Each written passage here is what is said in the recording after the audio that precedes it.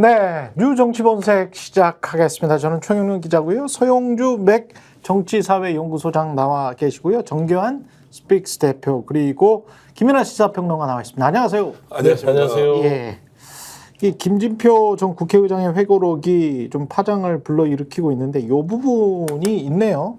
윤석열 대통령이 이태원 참사에 관해서 지금 강한 의심이 가는 게 있어서 아무래도 결정을 못하겠다. 이상민 장관의 해임 결정 못하겠다. 뭐 이런 말인데 이 사고가 특정 세력에 의해 유도되고 조작된 사건일 가능성도 배제할 수 없다. 그럴 경우 이상민 행안부 장관을 물러나게 한다면 억울한 일. 2022년 12월 5일 국가 조창 기도회 때 독대를 하면서 이런 이야기를 했다고 합니다. 대통령실은 부인을 했고, 근데 부인한 뉘앙스도 좀 이상하긴 하던데 일단 이런 인식을 가지고 있었을 가능성이 좀 있어 보입니까? 어떻게 매우 보세요? 높지 않습니까? 매우 높다? 예, 그러니까 그동안은 그냥 의심, 의혹. 그러니까 이제 대통령이 극우 유튜버만 보면서 국정을 운영한 게 아닌가라는 비판들이 잦았고요. 그 부분에 대해서 이제 확정적으로 얘기는 한 적이 없었어요. 근데 제가 봐서는 그동안 한 2년 넘게 국정 운영을 하면서 가만 보면 좀 기괴하지 않아요? 뭔가 정상적이지 않았잖아요. 그 이상민 행안부 장관은 나중에라도 해임 안 시키면 정말 이상해. 그렇죠. 그럼 무조건 이게 의심이 이상해. 들든 안 들든 ABC예요. 이 부분에 대해서 어떤 이런 대형 참사가 일어났으면 담당 부처 장관인 행안부 장관을 사퇴시키고 어떤 일정 부분 책임을 물고 사과를 하고 수습하는 것들이 역대 정부의 매뉴얼 같은 거였거든요. 근데 제가 당시 2022년도에 많은 패널들과 이런 이태원 참사에 대해서 얘기를 할 때 무슨 음모론을 퍼뜨렸어요, 그자들이? 그 당시에 그랬죠. 뭐 예를 들면은 뭐 가면 쓴 사람들이 뭐 그 이태원 주변에 있었다. 뭐 약물 부분도 있었다. 뭐 그다음에 이제 그 시위 집단 민주노총이었죠. 민주노총이 어떤 시위를 가지고 경찰 병력을 이렇게 좀 분산시켰다. 그렇기 때문에 뭐 여러 가지의 그 좌파 쪽의 책임 음모론이 많이 나왔었어요. 그러니까 좀 말도 안 됐었는데 당시에 근데 저는 이제 윤석열 대통령에 대한 이 전언을 이 김진표 전 국회의장이 회고록에 썼잖아요. 근데 김진표 전 의장이 뭐 그냥 허튼 소리 하겠습니까? 그쵸. 마지막에. 그쵸. 배울 만큼 배우신 분이고 회고록에. 그리고 윤석열 대통령이 따지고 보면은 뭐 왜곡이라고 얘기하는데 배울 만큼 배우신 분이에요, 김진표 전 의장. 그렇죠. 독해도 할 만큼 하신 분이라서 그 어떤 의미인지는 알 거예요. 그냥 큰 축에서는 뭐냐면 어떤 불순한 세력들이 여기 개입했다. 특히나 저는 우려스러운 것들이 말도 안 되는 게 MBC, 그다음에 JTBC, KBS가 이태원 참사의 어떤 그 행사 전 2, 3일 전부터 이태원을 홍보했다는 겁니다. 그래서 사람들을 유인해서 사고를 유발하게 하는 이런 부분들도 의심을 지울 수 없다. 말도 안 되잖아요. 황당한데 이런 이야기까지 있었어요 그때? 그 지금 회고록에 나온 얘기. 실제로 인식이 초현실적이잖아요. 상식적이지 않잖아요. 정치인이라면 더욱더 조심해야 하는데 대통령실 해명을 보면 그 당시에 다양한 의견을 들었다고 합니다. 그럼 다양한 의견 중에 하나가 이게 음모론 같은 걸 대통령이 들으면 됩니까? 안 됩니까? 당연히 말이 안 되는 거잖아요. 음모론이 있던. 그러면은 광주민주화운동에 북한군 개입했다. 광우병 집회에 북한의 사주가 있었다. 뭔가 남한을 체제 전복하기 위해서 했던 정치 집단이 개입한 거 아니냐라고 하는 말도 안 되는 이야기가 시중에 떠돌고 있지 않습니까? 그걸 그러면 대통령이 중요한 정책 결정을 할 때 반영한다. 그것이 다양한 의견 중에 하나다. 대통령실 의견은 이제 어제 해명은 그런 거 비슷하게 고려를 했다는 거 아니에요? 그 해명이 좀 이상하더라고요. 대통령은 관계기관 회의가 열릴 때마다 언론에서 제기된 다양한 의혹을 전부 조사하라고 지시했다. 그 언론에서 제기한 게 있습니까? 그게 정말로 음모론이 있다고 누가 제기한 언론이 있습니까? 그것은 보수 진보 다 들어가지고 그 당시 사건 사고에. 이 사람이 보는 언론은 그 구구 유튜버 언론인가 봐요. 그렇게 이제 인식을 하고 있던 거고 그것을 받아서 보니 이게 실체적 진실일 수 있다라고 접근해버린 거 아니에요, 대통령이. 그래서 이상민 해임해야 하는데 장관 해임 못할 수도 있겠다. 억울하다. 뭐 이런 이야기인데 이게 논리적으로 연결이 되느냐는 거죠. 말이 안 되잖아요. 대통령이 중요한 국사를 국정 운영의 결정을 하는데 이런 류의 종류의 말도 안 되는 괴담 소설을 반영했다는 것 자체도 참 어처구니 없는 일이다 이런 말씀드립니다. 그리고 이 다음 해명도 너무 뻔뻔해. 최근에는 이태원 특별법을 과감하게 수용했다. 지금 몇 년 지나서 과감하게 수용했다. 예. 거부권 행사한 거지 않습니까? 예. 쭉 해오다가. 싫었는데 그것에 대해서 어떻게 할까 뭐 이런 것들을 논의하다가 그래도 야당이 어쨌든 고집해 왔던 어떤 내용들이 있는데 그거를 여당에서 뭐 독소조항이다 어쩐다 이런다고 하는 것을 그래도 어느 정도 수정을 해서 그걸 가지고 이제 통과시킨 거지 않습니까? 그걸 뭘 과감하게 수용을 합니까? 과감하게 수용한 게 아닌 거고 그다음에 이게 윤석열 대통령이 정말 이 상식적인 만약에 우리가 세상에 살고 있으면은 대통령이 이런 얘기를 했다 그러면은 먼저 의심이 돼야 돼요. 아이 설마 대통령이 그렇게까지 얘기했을까? 그리고 김진표 국회의장이 책에다 이렇게 쓴 거에 대해서 에이 그렇게까지 했을까? 이걸 먼저 의심이 돼야 되잖아요. 우리 자연스럽게. 그렇죠. 근데 그게 아니라 아마 대부분의 국민들이 마찬가지일 거예요. 김진표 국회의장이 설마 허튼 소리를 책에 썼을까? 이 생각부터 먼저 할 겁니다. 그리고 이분은 독실한 기독교 신자이기 때문에 국가 조찬 기도회잖아. 그 자리가. 근데 거기에서 그렇게 본인이 이상민 장관에 해임하는 게 정치적으로도 옳다라고 이렇게 조언을 해주니까 대통령이 그렇게 이야기를 해서 깜짝 놀랐다는 거잖아요. 네. 그렇죠. 이 사람이 거짓말을 했을 가능성은 김진표 전 의장은 거짓말을 할 수가 없는 네. 분이고요. 제가 김진표 장하고 일을 해봤잖아요. 그 자리에서는 안 하는 제가 같이 모시고 네. 일을 해봤던 보좌진으로서 예. 이분은 통계, 수치 이런 거를 맹신하는 분이에요. 기조실장하고 기재부 장관 했으니까. 그다음에 이제 이분은 예. 경제통이기 때문에 이분이 뭐 이렇게 질의서를 준비할 때는요, 이분은요 수치 하나라도 틀리면 굉장히 경기를 일으키는 분이거든요. 그러니까 본인 말에 대해서 보태거나 더하는 걸 싫어해요, 굉장히. 그렇지. 있는 그대로 드라이하게 하는 분입니다. 예. 말씀한 대로 어떤 기독교적인 어떤 신앙도 있지만, 그렇죠. 그래서 예. 저는 이게 독해의 문제에서는 주장할 수 있으나 왜곡의 문제는 아닌 것 같아요. 그리고 이걸 보면 박홍근 전 원내대표가 페이스북에 글을 올렸어요. 그러니까 국회의장이었던 당시 김진표 의장이랑 이 부분에 대해서 당시 박홍근 원내대표가 이 국정조사 부분도 했고요. 탄핵 부분도 의장하고 얘기를 했거든요. 그러면서 통화하는 내용들이 자세한 통화 내용을 메모로 해놨답니다. 박홍근 원내대표가. 그게 지금 공개되면서 일파만파 지금 퍼지고 있는 것이죠. 그러니까 이게 최소한 국민들이 볼 때 최소한 그러면 상식적인 상황이면 김진표 의장이 윤석열 대통령 얘기를 오해를 했나? 뭐 이 정도 생각이 들어야 되잖아요. 그렇죠. 근데 그게 아니고 제가 볼 때 상당수의 국민들, 대부분의 국민들은 윤석열 대통령 이렇게 얘기했을 만해. 이런 생각이 지금 들 거예요. 왜냐하면 지금까지의 국정운영 방식이라든가 그리고 결과적으로 이상민 행안부 장관에 대한 경질이든지 뭐든지 간에 그런 것들이 하나도 이루어지지 않은 정황. 예. 그리고 이태원 참사에 대한 대응이나 이런 것들이 굉장히 성의가 없었다라는 거. 이런 것들을 종합해 보면은 윤석열 대통령이 저런 인식을 가지고 있어서 그랬구나라는 생각이 되는 거거든요. 그런 인식에서부터 왜 이런 상황이 됐는지가 설명이 되는 거고 이게 윤석열 대통령 혼자 이런 생각을 한 거냐? 그렇지가 않다는 게 문제예요.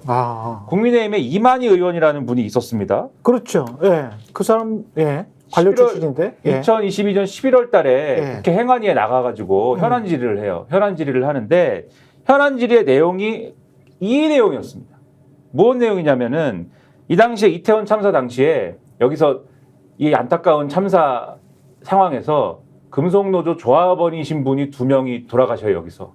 그러면 금속노조에서 어떻게 하겠어요? 민주노총 금속노조에서 우리 조합원 분들이 돌아가셨습니다. 부고 같은 걸 띄울 거지 않습니까? 그렇죠.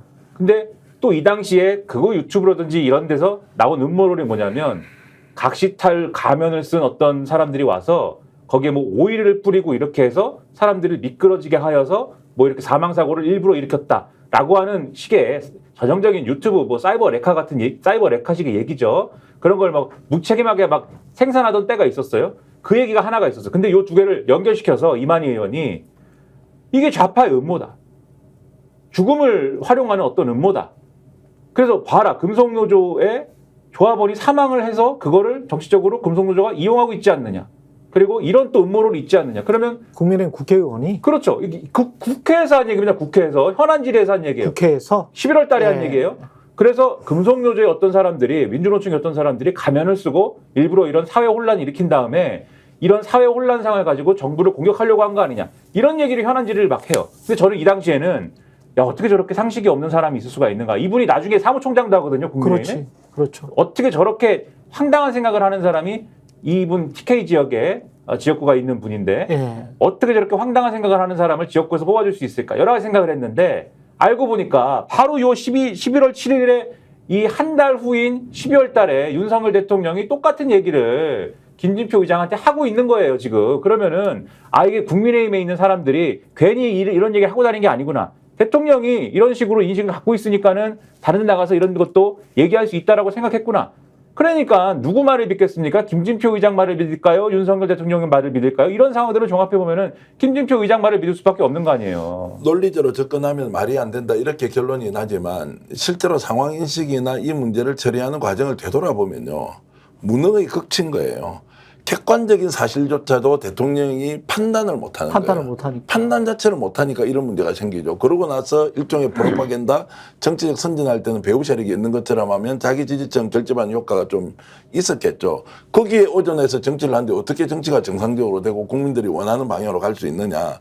대통령실이 어저께 얘기했던 것 중에 자 여러 가지 의견을 다양한 것들을 다 모아보라고 했잖아요. 그렇죠. 그러면 최종 결론이 어떻게 났습니까? 이상민 장관의 해임을 수용하지 않는 거예요.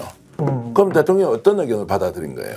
자, 다양한 의견 중에서 하나를 받아들였을 거 아닙니까? 그렇지. 그거 유튜버의 의견을 받아들인 것이다. 그렇죠. 그것이 인식이 돼 있으니까 김민하 평론가 얘기한 대로 또 국회 현안 질의에서도 그 문제가 나왔으니 그럼 대통령은 다양한 의견 중에서 결국 거구 유튜버 의견을 받아들여서 이상민을 해임하지 않았다는 것으로 결론이 난다고요. 그것은 대통령실에서 말도 안 되는 해명이라고 이야기할 것이 아니라 말도 아닌 해명을 우리가 다시 정리를 해보니까 대통령은 거구 유튜버 뜻대로 그냥 그렇게 업무가 했네. 있다라고 결론을 내린 것이라고 고백하는 것과 다름 아니다. 이렇게 가야 된다고 저는 봅니다. 당시에 극우 유튜버라는 게 뭐 이렇게 한정된 세력이다라고 지금 시청자 여러분께서 생각하실 수도 있는데 저도 좀 찾아보니까 이게 그 한정된 세력이 아니고 이 정권의 기반 또는 국민의힘의 지지층의 핵심 코어다라는 생각이 듭니다. 그러니까 한참 이 정권이 정권 초기 때 광기를 부릴 때 신의 시기랄지 뭐 신의 한수 뭐 이런 막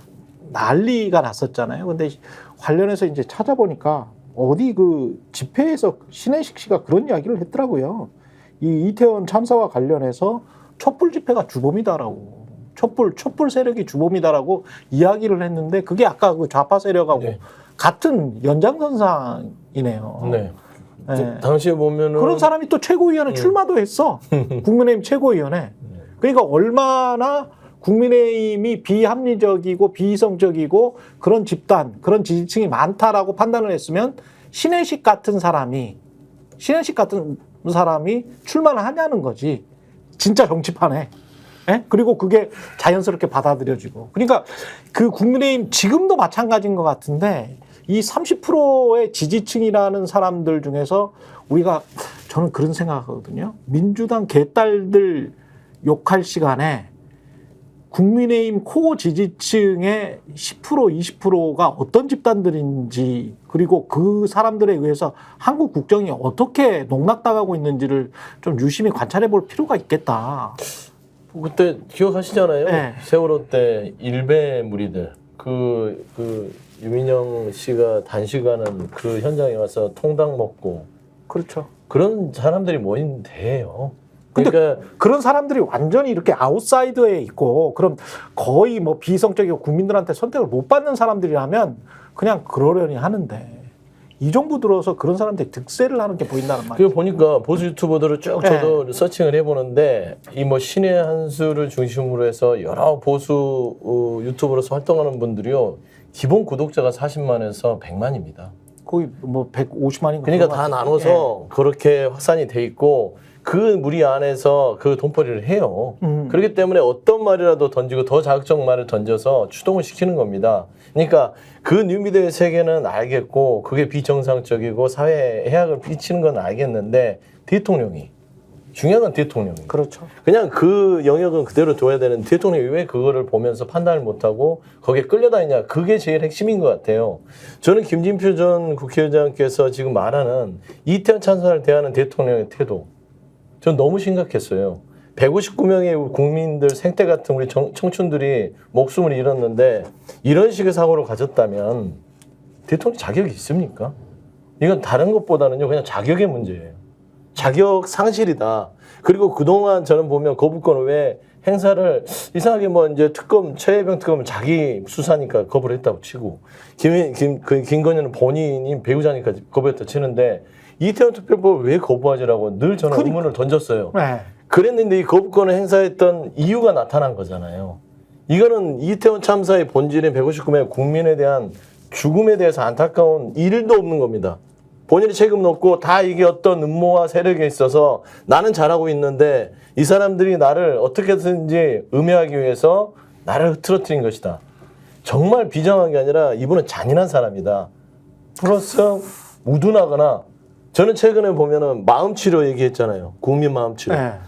정신이 정상이면 구구 유튜버를 보면서 국정원장하지 않죠. 그렇죠. 마음치료가 필요한 첫 번째 대상은 지금 윤석열 대통령이다. 그렇지 않은 생각이 들어요. 진짜 황당한 게 뭐냐면은 아까 지지층의 일부가 뭐 극우적인 생각을 갖고 있고 또는 뭐 극우 유튜버가 일부의 어떤 뭐 국한되고 뭐 이런 말씀하셨는데 이게 예를 들면은 대선 때 윤석열 대통령을 지지한 사람들 있지 않습니까? 예. 그 사람들 전체가 뭐 그 극우화된 사람들이냐? 그렇지는 않아요. 그렇진 그렇진 않은데 않겠지. 지금 얘기하는 예. 게 뭐냐면 무슨 얘기를 하는 거냐면은 국민의힘의 정치인들이 가령 이런 이만희 의원 같은 사람들 있잖아요. 음모론을 얘기하고 그다음에 과거에 방송에 많이 나오는 이 김재원 전 최고 같은 경우에 세월호 참사하고 이랬을 때 그때 세월호 참사 유가족들이 무슨 불순한 의도를 가지고 있는 것처럼 얘기하고 막 이랬거든요. 근데 이거는 뭐냐면은 이거는 적어도 이거 아주 부적절한 행위지만 적어도 이 사안을 정치적으로 이용하는 거거든요. 뭔가를 위해서 예. 그 지지층을 만족시키기 위해서든지 아니면 그것을 통해서 뭔가에 어필하고 싶어서든지 뭐 할 말이 없어가지고 아무거나 지금 이유를 대고 있는 것이든지 본인들도 이게 아닌 걸 알면서 과하다는 걸 알면서 자기들이 이용하는 사람들입니다. 이 사람들은 제가 볼 때는. 예. 그런데 윤석열 대통령은 지금 어디 공개된 토론장이나 라디오 인터뷰나 또는 뭐 어떤 글을 통해서 지금 한 얘기가 아니에요. 김진표 국회의장하고 독대 자리에서 한 얘기예요. 이거는 이 사안을 내가 정치적으로 요런 방식으로 활용하겠다라는 마인드가 아니에요. 이거는 본인이 그렇게 믿고 있는 겁니다. 믿음, 즉, 신념입니다. 즉 예. 극우화된 어떤 지지층도 있고 극우 유튜버도 있는데 그런 사람들하고 똑같은 사람일 수 있다. 윤석열 대통령은. 그런 이 우파 지지층 중에 극우화된 사람도 있고 아닌 사람도 있을 수 있는데 극우화되지 않은 사람 중에 일원인데 극우화된 사람들을 의식해서 이런 걸 활용하는 게 아니라 예. 그냥 극우화된 사람 중에 하나일 수도 있다. 이 생각이 들 수밖에 없는 게 지금 이게 일정한 패턴이 있어요. 윤석열식 통치의 일정한 패턴이 있어요. 그게 뭐냐면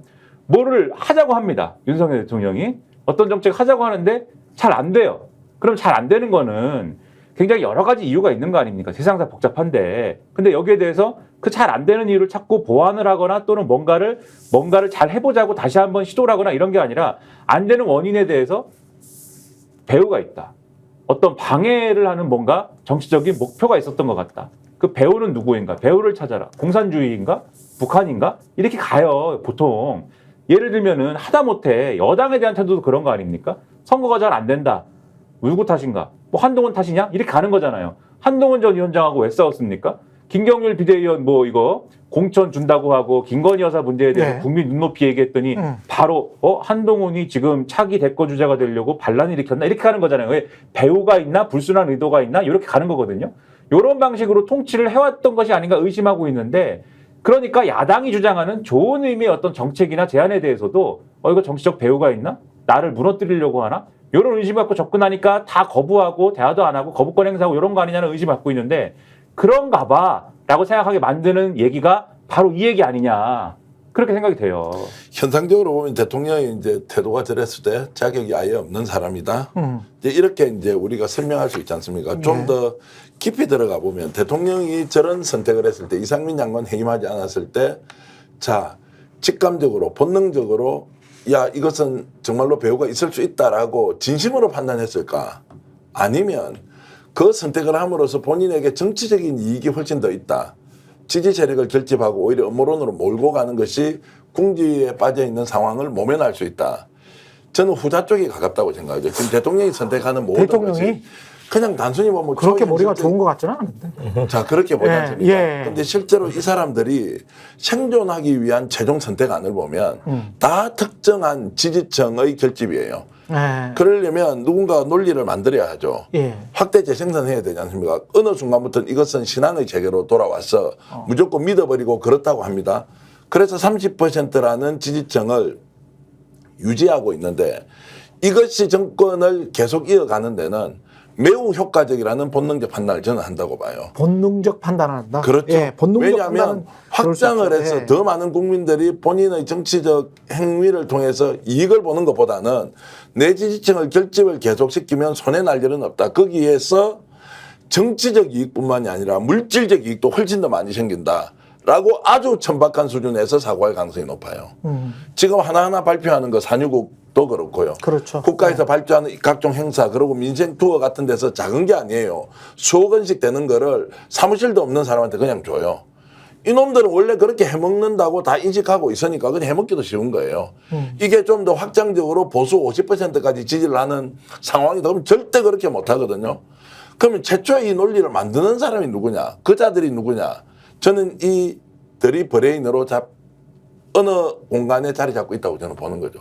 일이 생길 때마다 이런 방식으로 논리를 구성하고 확대 재생산시키고 자 이것 좀 얘기하세요. 당에서도 문제 삼으세요. 패턴이 바뀐 게 하나도 없습니다. 그리고 윤석열 정권 들어서자마자 이태원 참사가 벌어졌을 때 보였던 이런 이제 상황은 정권이 극도 위기에 몰리지 않습니까? 아, 이거 바로 탄핵당했는데 라고 했던 그 분위기에서 이런 논리는 누군가에 의해서 가공이 되고 기획이 되고 계획이 된 상태에서 만들어졌고 확대시키는 과정으로 정권의 유지 기반을 만들었다. 매우 천박한 수준의 전략이 전술이 작동했다 이렇게 저는 봅니다. 근데 이제 그 말씀에 대해서 그런 줄 알았는데 지금까지 저도 그런 건 줄 알았는데 그리고 실제로 그렇게 생각하는 사람들이 있는데 윤석열 대통령이 대국민 담화라든지 또는 어디서 뭐 공개된 자리에서 이런 주장을 했으면 그렇게 해석을 저도 했을 거예요.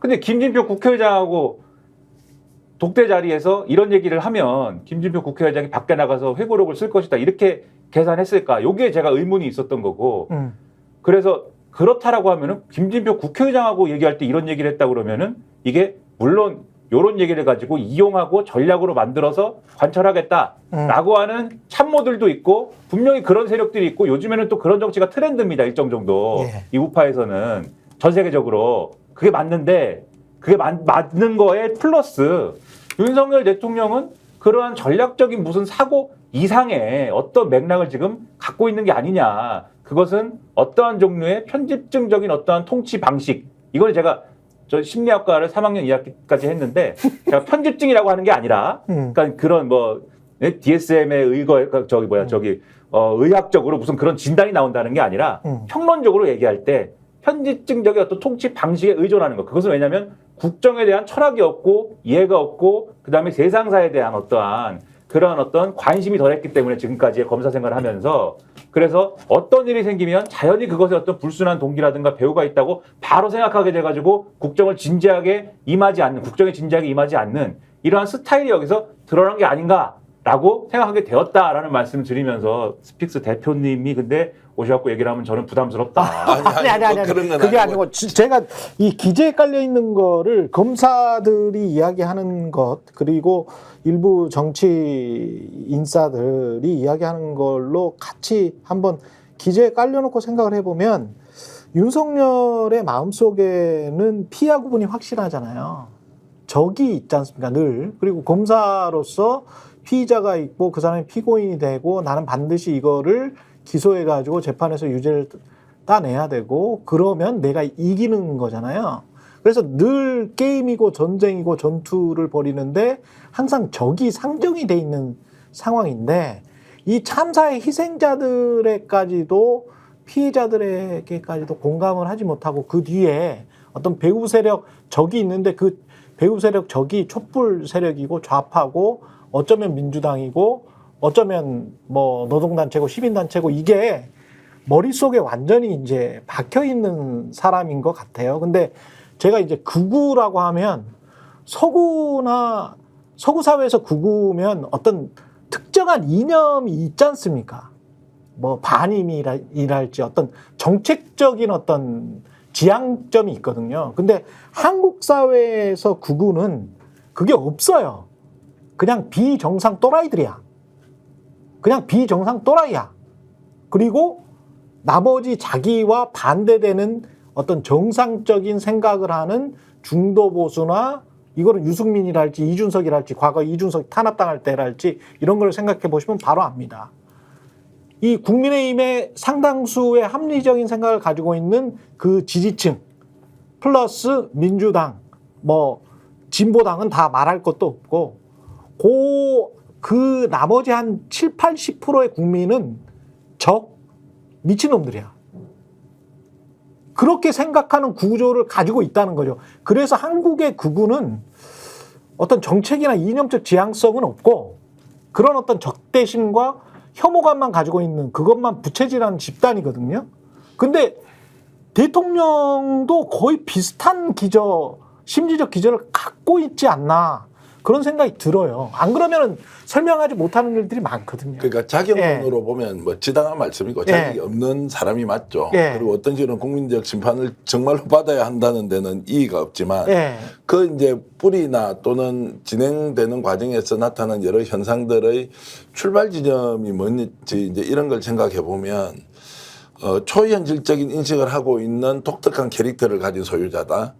라고 하거나 조금 전에 말씀하셨는데 피하 구분이 명확하기 때문에 모든 것을 적대화시켜서 거기에서 그렇죠. 자신의 생존 기반을 만든다는 것도 맞긴 하지만 이 사람들한테 이렇게 의존하는 구조로 전환된 데는 저는 정치적 이해관계라는 것이 명확하게 좀 자리 잡고 있는 거 아니에요. 그래서 아까 피하 구분하고도 좀 연결이 될 수도 있는데 저는 윤석열 대통령이 하고 있는 일련의 행태나 과정들이 앞으로도 똑같이 반복되겠지만 지난 일에 발생했던 데 이렇게 접근하면서 해결하고 또 설명하는 이런 부분들이 매우 부적절한 상황에서 반복되고 있다면 이제 그것은 정치적 이익이 가장 큰 것이다. 어저께 대통령실에서 발표한 것 중에 왜 사람이 얼굴을 보이면서 논쟁을 하지 않습니까? 그냥 쉽게 얘기하면 그냥 문자로 또는 카톡으로 의견이라고 이렇게 던진 게 전부라고 제가 알고 있습니다, 지금요. 누가 나와서 논쟁했습니까? 대통령이 어떻게 해서 과감하게 받아들이기도 했고 이것은 대통령의 뜻을 누군가 곡해하는 것이라고 왜 설명하지 않습니까? 굉장히 저는 중요한 사실 중에 하나가 지금 대통령실 내부가 사실상 윤석열 대통령을 위해서 공개적으로 워딩을 하는 것은 본인의 임기 이후에 또는 대통령실 사직 이후에 법적 책임을 져야 할 사안이 너무너무 많아지고 있기 때문에 나서지 않는다는 거예요. 그러니까 극우 유튜브 논리를 가지고 대통령이 움직이면서 해왔던 것이 이제 드러나는 상황에서 이것을 해명해 주는 과정도 적극적으로 나와서 대통령을 옹이하지 않는다. 그 이유는 뭐냐? 잘못된 거 다 알고 있다는 거예요. 그리고 그들도 숨어버리고 이제 없는 거고요. 그들이라고 하면 바깥에서 이렇게 문제 제기를 해주는 사람이 있지 않습니까? 이들도 지금 빠지고 대통령실의 공식적인 참모들도 점점점 대통령과 멀어지고 있는 상황. 그래서 이게 붕괴 징조 아니냐. 실제로 민주당 때문에 붕괴되는 것이 아니라 내부에서 분열이 일어나고 더 이상 윤석열 대통령과 김건희 여사를 보필 또는 보호 또는 옆에서 지원하기가 어려운 상황이 점점점 발생하고 있는 것 아니냐. 여기에 이제 김진표 국회의장의 이런 발언까지 이제 터져서니까 적극적으로 해명을 못한다. 이렇게 저는 연결짓고 있습니다. 아마 해명하고 싶어도 해명을 할 수가 없을 거예요. 참모 입장에서는. 왜냐하면 이걸 해명을 하려면은 이게 그 바이든 날리면이랑 비슷한 건데 그렇지. 대통령이 그러면 뭐라고 얘기했는지를 설명해 줘야 될 거 아닙니까? 대통령한테 물어볼 엄두도 못 나겠죠. 물어봐야죠, 대통령한테. 지금 제가 볼 때 이 대변인실에서 낸 그 공지라는 거는 이야기를 멋대로 왜곡해서 세상에 알리는 거 개탄스러운 일이다 이렇게 했는데 그럼 왜곡되기 전 버전이 뭐라는 거를 설명을 해줘야 그걸 가지고 우리가 검증을 할 거 아닙니까? 언론이든지 어디서 뭐 스픽스든지 어디서든지 간에 검증을 할 수가 없어요. 왜냐면은 이렇게만 얘기를 한 다음에 그때 대통령의 생각과 그때 행보를 보면 다양한 의견을 이렇게 하려고 했고 이런 부분에 문제의식도 갖고 있었고 이런 걸 보면은 결론은 얘기 안 했어요. 또 결론 이런 걸 보면은 그렇게 얘기는 안 했지 않았을까요? 이렇게 얘기해야 되는데 결론도 없이 그냥 요랬습니다까지만 얘기를 해요. 그러니까 제가 볼 때는 이 대변인실은 대통령한테 제가 혼자만의 생각은 대통령한테 물어보지도 않았다. 뭐라고 말씀하셨는지 왜 안 물어볼까? 첫째로 전 대표님 말씀처럼 일하기 싫어서일 수도 있고요. 더 이상 이거는 커버가 안 된다. 방어가 안 된다. 포기했다. 이래서일 수도 있고 두 번째로 최경영 기자님 말씀하신 것처럼 물어봤다가는 경로할 수 있으니까 대통령이 자꾸 경로하고 호통치고 너 나한테 왜 물어봐? 네가 나 가르치려고 그러냐? 너의 배우는 누구냐? 한동훈이냐? 이렇게 가니까 그럼 안 물어보고 그냥 일단은 물어보지는 못하지만 최대한의 강도로 일단은 반박을 하자. 그래서 대한민국 전직 국회의장 회고록에 쓴 얘기를 멋대로 왜곡해서 세상에 알리는 게 개탄스럽다라는 수위로 이 입장만 나오는 걸로 귀결된 거 아니냐. 그러면은 제가 볼 때는 이런 식이면 이 전의 단계, 그러니까 대통령이 무서워서든 아니면 본인이 의지가 없어서든 간에 모든 국정이 이런 식으로 이루어지면은 그게 어떤 의도와 어떤 동기였든지 간에 국정이 제대로 돌아갈 리가 없는 거 아닙니까? 그렇죠. 큰일 난 거예요, 이거는. 그러니까 저런 워딩을 보면 이게 얼마나 지금 헛바퀴가 돈다는 느낌. 못 물어봤을 거 아닙니까? 그렇죠. 물어봤으면 당연히 나와서 이야기하고. 그렇죠. 그러면 왜 김수경 대변인 직접 나와서 이야기 좀 하면 안 됩니까? 이 중요한 사안에 국회의장이 3부 요인 중에 한 사람이 대통령이 이렇게 업무론을 이야기하더라라고 했으면 난리가 날 거 아닙니까? 나와서 적극적으로 해명하고 설명하고 대통령 직접 여쭤보니까 이렇게 대답하더라. 묻지도 못하고요. 대답도 안 할 거예요. 지금 그 대통령실 내부는 아마 이 방송을 보고 계시면 저도 듣는 이야기가 있으니까 여러분들이 더 잘 아실 거 아닙니까? 그러면 김수경 대변인이 나와서 이야기하세요. 대통령이 어떤 말을 했는지 뭘 멋대로 왜곡했는지 따져보시라고요. 정치적 도의적 책임을 지겠다고 김진표 전 국회의장 오늘 이야기를 했습니다. 논쟁해보세요. 대통령이 어떤 말 했는지. 못 물어봤을 거 아닙니까? 대통령이 대답했으면 그 내용 이야기하세요. 예. 근데 이제 뭐 좀 정리를 해보면 일단은 이게 인과관계라는 것이잖아요. 예. 원인 결과 그냥 사실만 그대로 놔두면 감정적으로야 무능하고 자격도 없다고 얘기할 수 있는데 일단은 대통령실의 반응을 보면 태도도 문제지만 첫 번째 독대 자리의 얘기를 왜 했냐 유감이다 그 얘기잖아요. 그렇죠. 왜 했어요? 그래도 대통령하고 의장하고 얘기한 독대 자리를 밝힌 것은 적절치 않다. 근데 그건 중요하지 않아요. 회고록이야. 네, 회고록인데 그건 중요하지 않아요. 두 번째는 뭐냐면 왜곡됐다고 했잖아요. 네. 그냥 말을 안 했다고 안 했어요. 말은 했다는 거죠. 그런 내용들이 있는데 그거를 멋대로 해석해서 왜곡했다는 것이지 결국에는 대통령이 그와 같은 뉘앙스의 말들을 했다는 팩트는 있는 것이고요. 그렇죠. 세 번째 네. 보면 이게 대통령실이 말씀한 대로 공개적으로 말할 수 없는 것들은 대통령한테 물어는 봤을 거예요. 그리고 저는 솔직히 말씀드리면 그냥 알아서 좀 적당히 하라고 했을 것 같은데 그동안 보면 극우 유튜브가 이런 말하자면 음모론에 대한 존재가 없었던 거 아니잖아요. 팩트가 존재하잖아요. 그 존재한 것들을 대통령이 거론을 했고 근데 이 대통령의 행동들을 보세요. 그동안. 이태원 참사를 대한 태도 보세요. 이태원 특별법 거부했죠. 분향소 찾아가지도 않았죠. 그렇죠. 유족들이 만나주지도 않았죠. 그러니까 결국에는 인과를 따지면 충분히 윤석열 대통령이 이 같은 얘기를 김진표 전 의장에게 했겠다라는 합리적인 결론에 도달할 수 있다.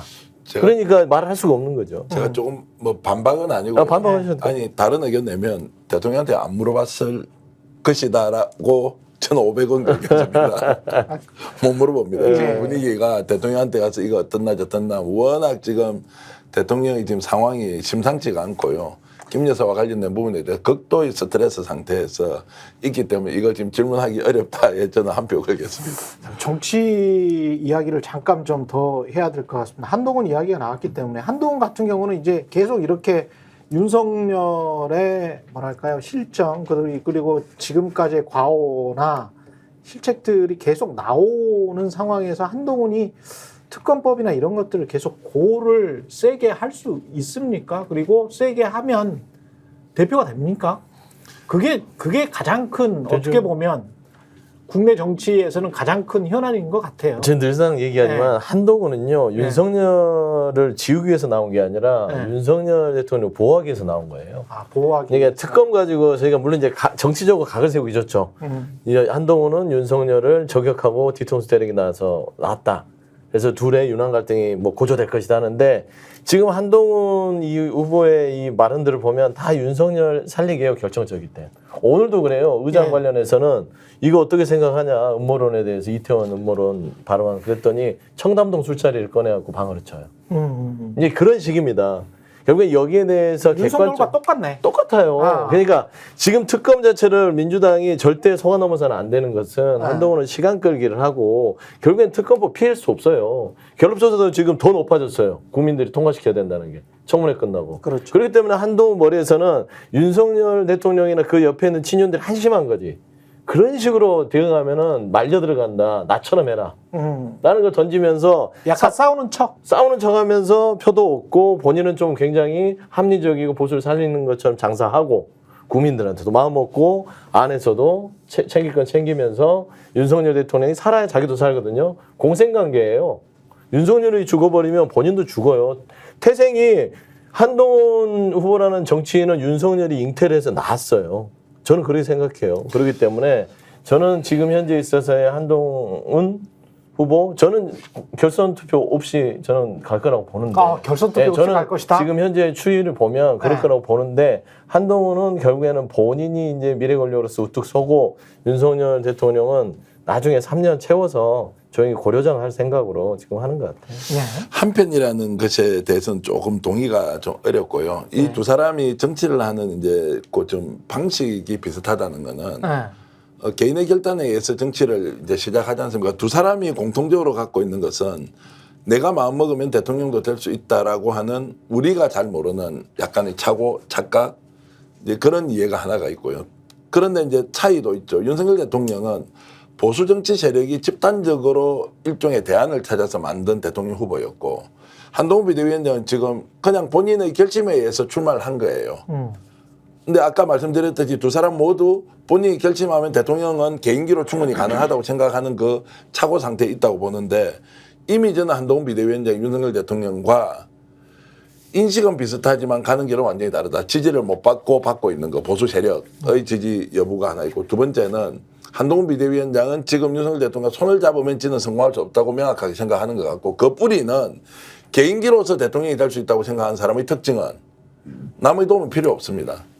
그리고 밟고 일어설 수 있다는 생각을 하고 있기 때문에 한동훈 비대위원장은 윤석열 대통령보다 훨씬 더 똑똑하고 선명하고 그리고 살아온 방식이 다르다고 본인이 외부에 얘기를 하고 있거든요. 출발 지점이 아예 다른 사람이다. 코스가 다르다는 인식을 하고 있고 대통령에 대해서 요즘 어떻게 존칭을 하는지도 아마 그 사람? 세간에 얘기를 들어보시면 그 사람보다 좀 더한 거. 예. 아예 근본적으로 근본이 다르다 뭐 이런 이야기까지 이제 들리고 있습니다. 그래서 언론사 지금 재벌 그 2세대도 만나지만 언론사 지금 3세대를 직접 한동훈이 만나가지고 이렇게 하지 않습니까? 뭐 자기들이 꿈꾸는 세상을 충분히 태어날 때부터 금수저로 나온 사람이 성공까지 했으면 할 수 있다고 착오하는 그 사고체계 안에 있는데 어찌됐든 윤석열도 금수저예요. 그 정도면. 누구요? 윤석열도 금수저라고. 부인이 아니라고 지금 한동훈은 생각한다고요. 여기에서 갈린다고요.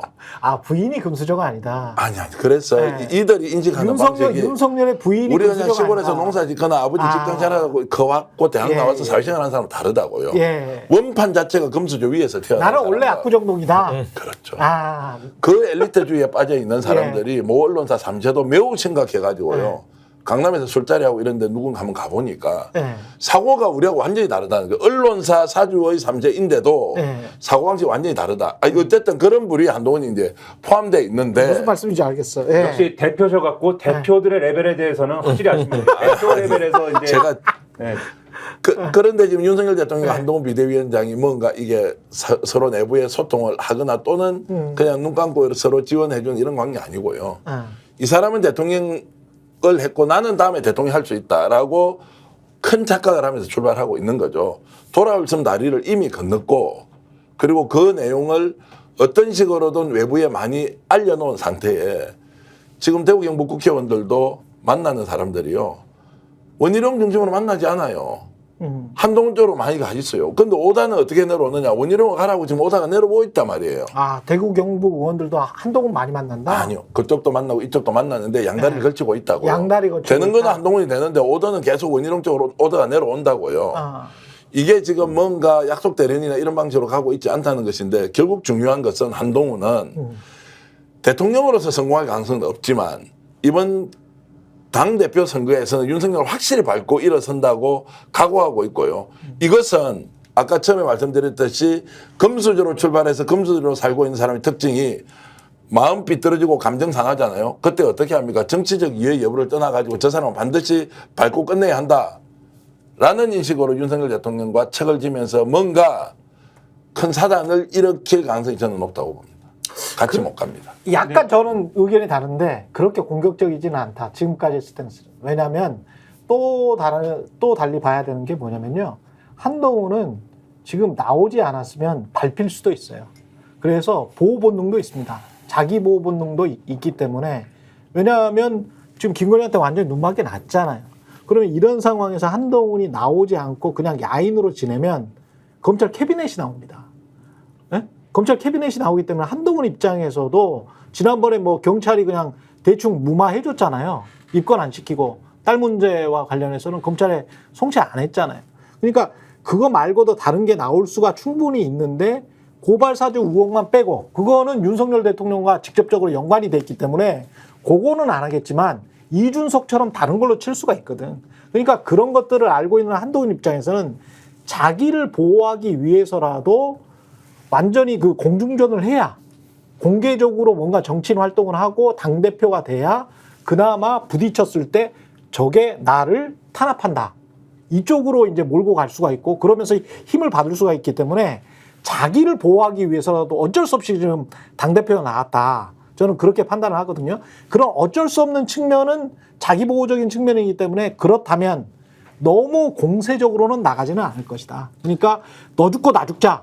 이쪽으로는 지금은 안 나간다. 그거를 이제 그 수위 조절을 지금은 하고 있다. 전당대회 네. 저는 이제 이런 대표격 인물들의 이 세계는 잘 모르고 네. 네, 뭐 대표 기자와 스픽스 대표의 뭐 이런 대화는 잘 모르고 저는 이런 세계는 잘 모릅니다. 네. 근데 이제 전당대회 셈법만 제가 이제 생각을 하면은 네. 그런 건 분명히 있어요. 그러니까 이 국민의힘 쪽에 이제 계시는 분들의 얘기를 주워 들어보면은 저 또 이제 다이렉트로는 못 듣고 주워 들어야 됩니다. 또 저는 이제 밑에 있기 때문에 완전 밑바닥 인생을 살고 있기 때문에 네, 주워 들어보면은 네. 국민의힘 당원들도 대통령을 싫어한다. 지금 판은 그렇죠. 그게 일단은 있다. 그래서 네. 예를 들면 수도권에 있는 이 당원 내지는 요 원외위원장 내지는 요 지지자들은 수도권에서는 대통령 때문에 총선 졌다. 그리고 예를 들면 최상병 사건 같은 거, 그 예를 들면 런종섭 이런 것 때문에 진 거잖아요. 그렇죠. 이게. 네. 왜 이거를 이런 식으로 처리하느냐라고 생각을 해서 예를 들면 한동훈 전 위원장의 특검론, 이건 특검 사안이다라고 하는 거에 대해서는 맞다. 이런 게 있다는 거예요. 근데 영남으로 가면은 그거에 대한 호응은 좀 덜한데 영남에서는 이렇게 뭐 최상병 사건 이런 거 진지하게 생각 안 한다는데 제가 이제 그냥 여러 가지를 이제 주워들은 얘기 조합해 보면 이런 얘기예요 결국. 근데 영남권에서는 지금 뭐가 불만이냐? 김건희 여사 문제에 왜 이렇게 대처를 못해? 이런 불만이 있다는 거예요. 그러니까 제가 이제 단순하게 자르는 맞아요. 겁니다. 네. 단순하게 잘라서 그래서 영남에서는 제가 단순하게 얘기하면 자기 와이프도 간수 못하는 사람 아니냐. 저도 그런 목소리 많이 듣어요. 요런 정서. 그래서 이게 어떤 기준으로 봐도 전반적으로 대통령에 대한 불만이 있기 때문에 네. 그래서 전당대회에서 한동훈 전 위원장의 전략을 1차에서 끝내는 거잖아요. 결선 가면은 모르기 때문에 그렇죠. 지금 상황에서는. 그렇죠. 근데 결선 가면 과연 모를까도 지금은 잘 모르겠는데 아무튼 1차에서 끝내는 거다라는 전제를 놓고 봤을 때는 1차에서 끝내려면 일단 대통령에 대해서 뭔가 각을 세우는 분위기로 가야 되는 건 맞다. 첫 번째. 근데 두 번째로 뭐가 있냐면 지난번에도 이 자리에서 말씀드렸는데 그렇다고 해서 이준석이 될 거냐. 이준석이 되는 건 바라지 않아요. 이 지지층이. 그리고 결정적으로 어떤 트라우마가 있냐면은 탄핵 트라우마가 있잖아요. 국민의힘 지지층 전반에는. 그래서 뭔가 여당이 윤석열 대통령하고 선을 그어야 되고 윤석열 대통령의 완전히 수직적인 관계에 종속돼서는 안 된다라고 하는 생각을 갖고 있지만 여당이 할 말을 해야 되고 뭔가 지적을 해야 되고 뭔가 대통령이 아닌 걸 할 때는 아니라고 하고 이렇게 가야 되는데 그게 윤석열 대통령을 완전히 정치적 궁지로 몰거나 또는 이 지금 더불어민주당이나 범야권은 사실은 계기가 될 때마다 탄핵을 얘기하지 않습니까? 심지어 이준석 의원도 예를 들면 대통령 임기 몇 년 남았습니까? 라고 하는데 3년 남았습니다라고 했더니 3년이 맞습니까? 이렇게 되묻잖아요. 이 국민의힘 쪽에서 보면은 아주 불순한 태도로 네. 그렇게 하지 않습니까? 그런 구조에서 만약에 너무 오버해가지고 이게 탄핵까지 갈 사안이면 그러면 안 된다. 이 정서가 또 있거든요. 그러면 그렇죠. 힘 조절을 해야 되는데 그게 최상병 특검에 대한 이상한 워딩으로 나오는 거죠. 특검을 하자는 거냐 말자는 거냐라고 물었을 때 특검 사안이긴 한데 민주당의 특검은 절대 안 된다. 민주당의 특검을 막고 윤석열 대통령 탄핵을 막겠다. 이렇게 나오잖아요. 요게 요 니즈를 충족시켜서 1차에서 끝내기 위한 전략인 것이다. 일단은 이렇게 이해하는 게 지금 스탠스를 잃는 중요한 키워드인 것 같습니다. 그러면 만약에 저도 한동훈이 될 것 같거든요. 한동훈이 된다면, 대표가 되면 민주당에 줬습니까? 특검에 줬습니까? 진실을 밝히는 데 줬습니까? 아니면은 정권 교체해 줬습니까? 뭐 한번 그 정치적인 미래에 관해서 생각을 좀 해봐야 될 것 같아요. 왜냐하면 지금 친한 이렇게 이분법적으로 생각을 하지 말고 그 안에 회색지대에 있는 사람들, 그 중에는 어떤 사람들도 있을 수 있냐면 한동훈 돼. 그러나 너 지방선거 전에 또는 지방선거 때 꼬꾸라질 거야. 그러면 친윤도 꼬꾸라지고 친한도 꼬꾸라지면 내가 다 먹을 거야. 1년 뒤를 준비하는 사람들이 또 있거든요. 그쪽이 한동훈한테 붙은 것 같아.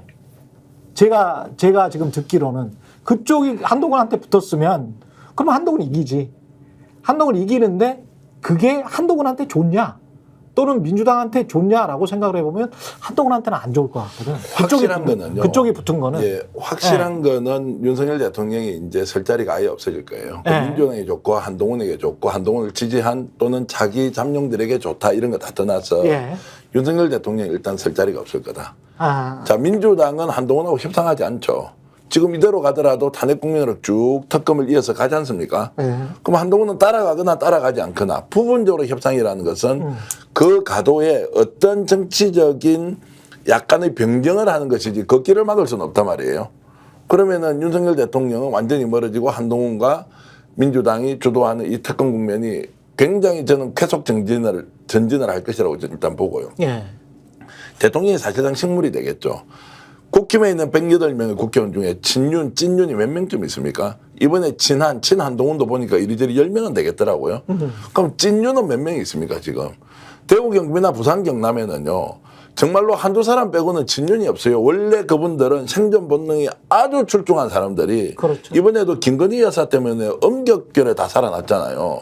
이분이 친윤이나 찐윤을 한다고 할 리가 없습니다. 지금도 선거운동을 아무도 하지 않아요.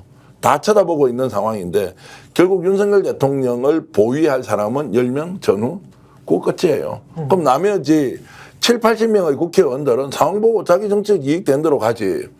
탄핵하자고 하고 특검하자고 하는데 그거 반대하면 다음에 자기 지방선거 때 어떻게 됩니까? 안 한다고요. 그래서 한동훈 비대위원장이 당대표가 되는 순간 윤석열은 끝이다라고 우리가 과하게 얘기하더라도 크게 다르지 않다. 대부분이 회색지대이기 때문에. 회색지대는 이쪽으로 오죠. 그래서 사실상 레임덕이 아니고요. 데드덕이 되는 것이고 탄핵의 길을 막을 수 없을 수도 있다. 다만 탄핵은 매우 복잡한 공정이 필요하지 않습니까? 그렇죠. 식물 대통령이 되고 특검으로 가고 사법 처리가 되는 수순은 불가피하다. 그래서 지금 실제로 김건희 여사가 나서서 적극적으로 지금 원희룡을 만들어야 한다고 지금 뭐 이런 이야기가 바다합니다. 바다합니다. 여사가 나서서? 김건희 여사가 민주당을 도와주는 것이죠. 따지고 보면은 지금 원희룡 전 장관, 그러니까 용산에 세웠다는 그 친윤 그룹이 이번에 국민의힘 그 전당대회 수습하기 위한 이 지도부가 되면 민주당이 가장 좋은 그림입니다. 그러니까 결국에 윤석열이 존재해야만 나중에 향후에 이재명 대표 체제로 해서 민주당이 갈 때 결국에는 윤석열과 이재명의 싸움이 가장 선명하고 명백합니다. 대선이? 정권을 교체해야 된다. 대선을 보는 거죠. 뭐 정당 정치가 지금만 그렇죠. 사는 건 아니니까요. 정권을 다시 가져와야 되는 것들이 가장 큰 명제이기 때문에 윤석열이 사라지고 나면 윤석열이 사라지면요. 이게 뭐냐면 정치공학적으로 정권 교체는 민주당이 해야 됩니다. 그렇죠. 근데 국힘 내부에서 한동훈이라는 존재로 내부에서 교체가 되잖아요. 정권이. 권력 교체가 돼버리면 이게 다시 판을 다시 짜야 되는 경우가 있어요. 지난번에 이명박 박근혜가 그거 아니에요? 그런 비슷한 거예요. 그러니까 그런 구도들은 늘 존재하기 때문에 따지고 보면 내심 우리가 객관적으로 국민의힘의 전당대회를 보긴 하지만 민주당 입장에서는 차라리 원희룡 전 장관이 용산에 등을 놓고 김기현 체제 2가 되는 게 가장 공격하기도 좋고요. 그리고 힘을 쓸 수가 없어요, 국민의힘이요. 어차피 용산에 끌려다니고 지금 앞서 봤다시피 저런 무능한 윤석열 대통령 밑에서 오합지졸로 존재하는 게 민주당 입장에서는 더 단단하게 이재명 체제로 가서 정권 교체를 윤석열 0.73짜리 시켜놨더니 이번에 꼴이 됐어. 이재명 대표가 대통령 하는 게 훨씬 더 담백하고 명백하지 않겠어라는 명제가 선명해지는데 한동훈이라는 존재가 나타나서 내부에서 무능한 윤석열이라는 존재를 레임덕 사실상 사망선고를 내리고 본인이 어떤 권력 교체를 통해서 새롭게 태어난다. 민주당은 다시 그러면은 각을 짜야 됩니다. 그래서 이런 숙제들이 예. 있기 때문에 예.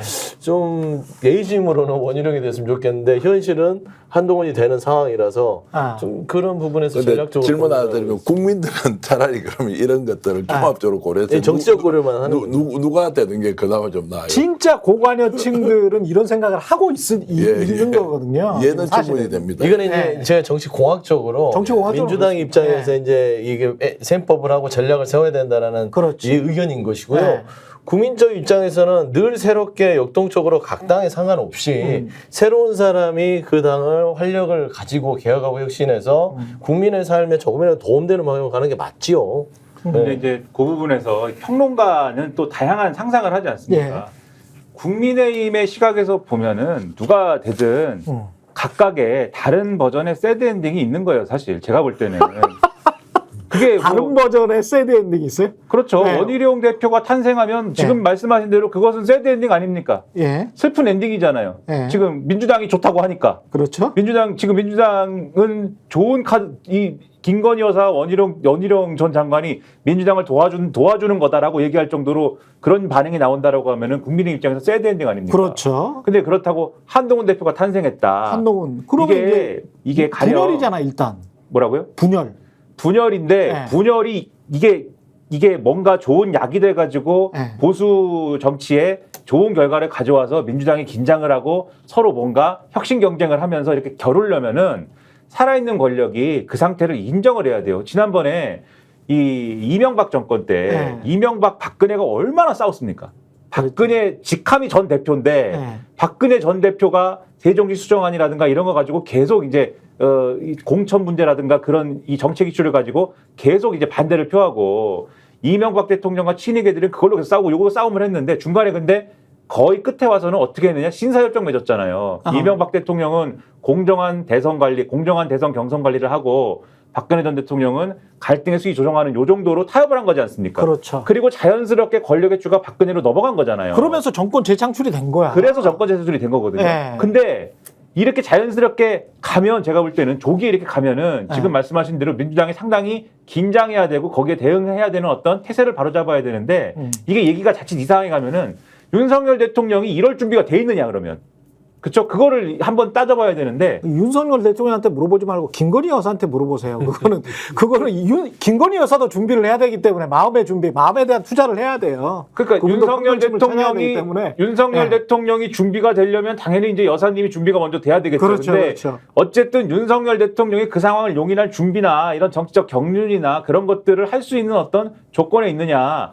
뭘로 봐도 그렇지 않을 거라고도 생각하니까 한동훈 대표가 돼도 걱정이다라고 국민의힘 일부에서는 얘기를 하는 거예요. 왜냐하면은 이게 아무리 여기서 우리가 윤석열 대통령은 공간이었고 대두덕이다라고 하는 거는 우리가 볼 때는 당연히 그렇습니다. 당연히 그렇게 되고 사실은 지금도 그렇게까지 힘 있는 대통령은 아닌 거잖아요. 지금도 그렇게 뭐 말만 세고 그렇죠. 뭐 정책적으로 하고 싶은 걸 쭉 밀어붙이는 그런 대통령이 아닌 거잖아요. 말만 세지. 예. 근데 실제로 근데 여당 내의 어떤 권력 분점이라는 요 체제로 들어가면은 우리가 탄핵도 얘기하고 뭐 여러 가지 얘기하지만 임기가 어쨌든 3년이 남은 사람입니다. 그렇죠? 3년 뭐 조금 안 되게 남은 사람인데 그런 상황에서 예를 들면 권력기관이나 이런 것들은 각각의 어떤 요인에 대해서는 들이받기도 하고 말 안 듣기도 하고 하지만 종합적으로는 어쨌든 뭔가를 할 수 있는 조건을 갖추고 있는 거잖아요. 대통령의 어떤 힘에 의해서. 그렇죠. 뭔가를 할 거란 말이죠. 상식적으로는 뭔가를 하면 안 돼요.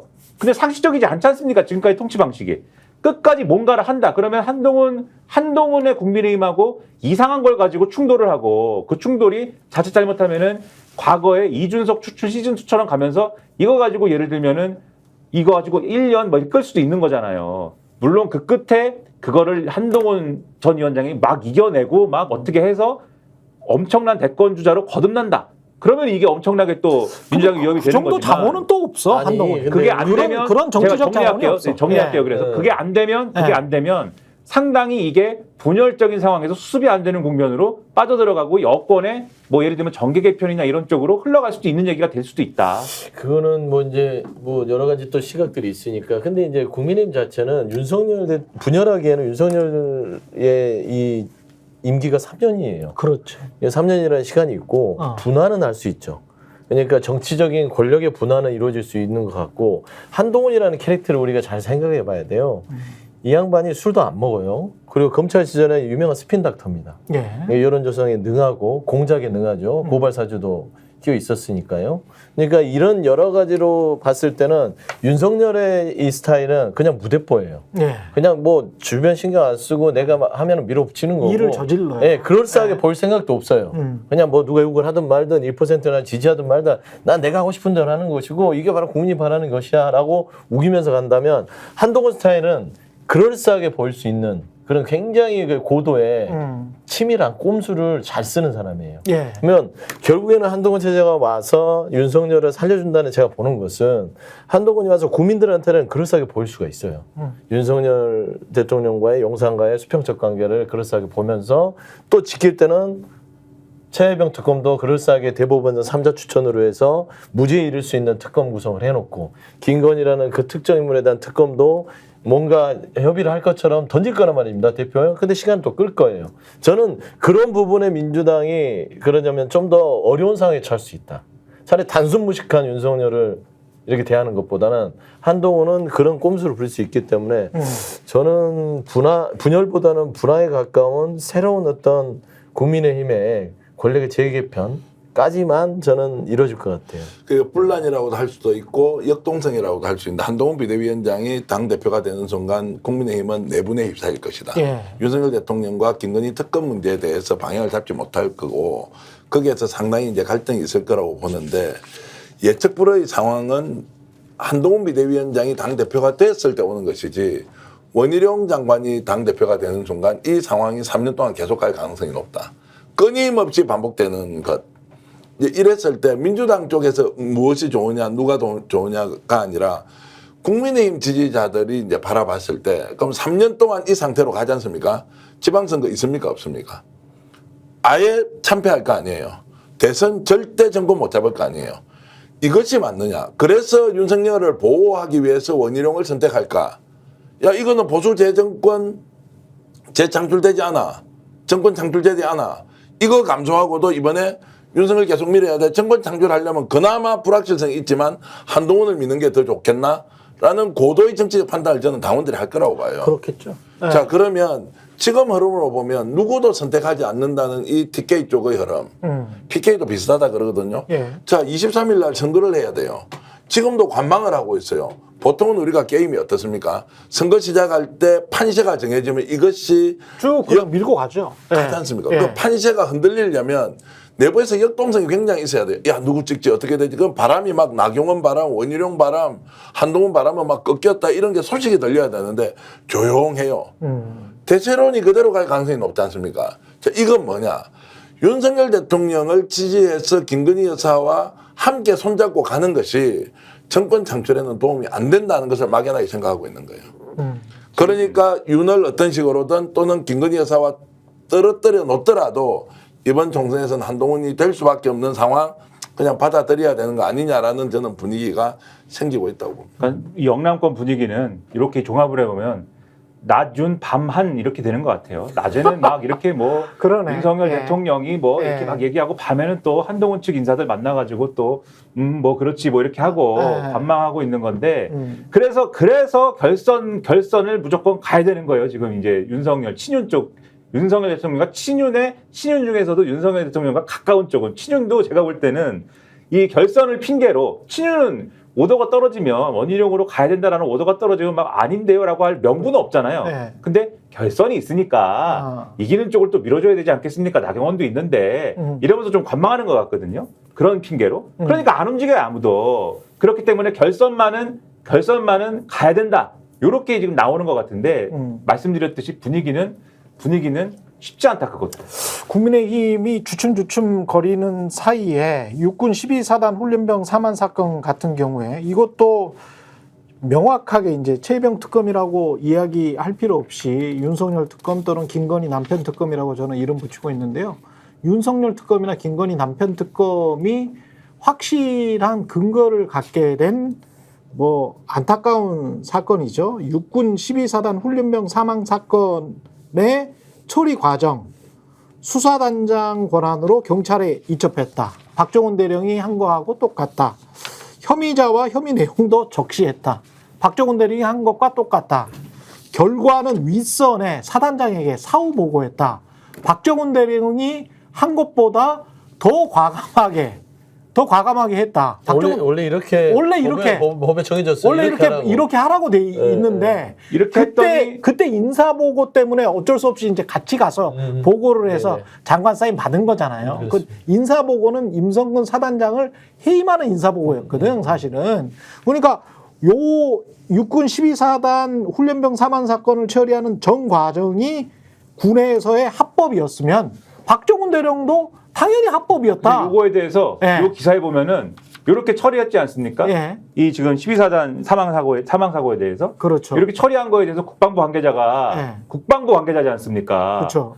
그러면 만약에 박정훈 대령에 대한 생각을 하면은 이것도 지금 말씀하신 것처럼 문제가 있는데 이렇게 나와야 되잖아요. 그렇죠. 기사에 국방부 관계자가 뭐라고 했다고 나오냐면은 법대로 원칙대로 잘했습니다.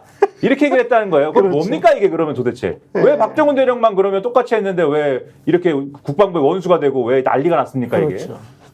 대통령이 수사를 개입했으니까 난리가 난 거죠. 이거는 윤석열 특검은 할 수밖에 없고 그게 이제 김건희 남편 특검이 되는지 윤석열 특검이 되는지는 특검을 통해서 밝혀줄 수밖에 그 없을 것 특검이 같아요. 저는 윤석열 그러니까 김건희 남편이 될지 네.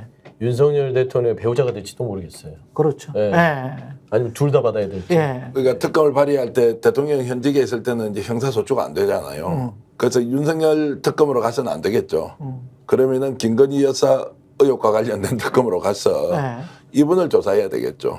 거기에 이종호도 연결돼 있고 임성근도 연결돼 있고 그렇죠. 집단적으로 다 지금 나와 있는 게 있고 또 네. 공수처에서 생각보다 많은 내용의 지금 정언 그리고 이제 압수수색 자료들을 갖고 있다고 하니까 특검이 지금 최상병 특검으로 가는 게 아니라 지금 일단 이것은 진행하자. 그 다음에는 윤석열 대통령을 빼고 김건희 특검으로 정면 공격을 해야 하고 그 외에도 지금 양평 게이트 문제 있지 않습니까? 그 이제 같이 가야 되는 거죠. 그렇게 하면 국민의힘에서 윤석열 대통령이 아니고 이게 김건희 문제다. 그리고 국힘의 의원들도 다 의심하는 것이 이게 김건희 여사로부터 출발했다는 걸 다 알고 있단 말이에요. 그렇죠. 아니 느낌으로는 다 알고 있다는 거예요. 네. 증거가 없을 뿐이지. 그러면은 민주당에서 전략을 세울 때 자 어떤 특검으로 할까? 최상병 특검 이후에 실패를 대비해서 김건희 특검으로 바로 들어가서 자 양평 게이트 특검하고 이 특검하고 같이 붙여서 간다. 그리고 이쪽은 당대표가 한동훈이다. 그러면 국민 바라보고 한동훈이 판단할 거 아니에요. 저는 이제 이런 것들을 예상하고 김건희 특검으로 바로 가는 것이 맞다는 말씀드리겠습니다. 여기까지. 예. 특검으로 가게 되고 그러면 대통령의 임기가 3년이 보장이 진짜 안 될 수도 있겠습니다. 그 한동훈이 예. 보장을 시켜준다니까요. 제가 보니까 그러려고 나온 거라. 이게 특검 가고요. 네. 그리고 공수처가 수사를 중단을 할 수 없잖아요. 특검을 네. 가더라도 어쨌든 마무리를 하지 않습니까? 기소 의견 나오죠. 그렇죠. 제가 보니까 감옥 한 10명은 가겠던데요. 지금 거짓 증언이 워낙 많고요. 그렇죠. 거짓말이 그리고 너무 많아. 거짓말이 너무 많이 하는데 이것을 시인도 하지 않으면 증거인멸을 우려가 있잖아요. 그렇죠. 그럼 구속 수사가 원칙이잖아요. 네. 그래서 감옥 많이 가겠다. 그래 지금이라도 감옥 안 가려면 국민 앞에서 이실직고하고 있는 내용이 뭐냐. 거의 지금 제가 봐서는 한 70% 80% 나온 것 같고요. 1, 20%가 대통령과 연관된 거. 대통령은 누구의 도움을 받았냐. 근데 바깥으로도 돌아가고 안에서도 지금 터져 나오지 않습니까? 이런 것들이 밝혀지면 감옥 참 많이 가겠다. 한편으로는 이런 걸 생각하니까 다행스럽다는 또 느낌도 듭니다. 김민하 시사평론 마지막으로. 예. 뭐 저는 뭐 하고 싶은 말은 뭐 여러분이 다 해주셨기 때문에 네. 대표님 오랜만에 나오셨는데 오늘 만족하십니까? 네, 궁금합니다. 제가 뭐 대타전 문출연이었고요. 네, 저희가 잘했나요? 저희가 예. 잘했다면 여기까지 연봉이 인상 하겠습니다. 되나요? 예. 예. 쓸데없는 이야기 하지 마시고요. 하여튼 좋은 예. 말씀 감사합니다. 구독과 좋아요 부탁드리겠습니다. 정치본색 저희는 다음 주 월요일 10시 50분에 다시 돌아오겠습니다. 고맙습니다. 저희가 얘기할 때 오셔가지고 라이브로 관전하시기 바랍니다. 반드시 주변 사람들 데리고 오시기 바랍니다. 구독, 좋아요, 알림 설정 해주시기 바랍니다. 좀 살려주십시오, 저 좀.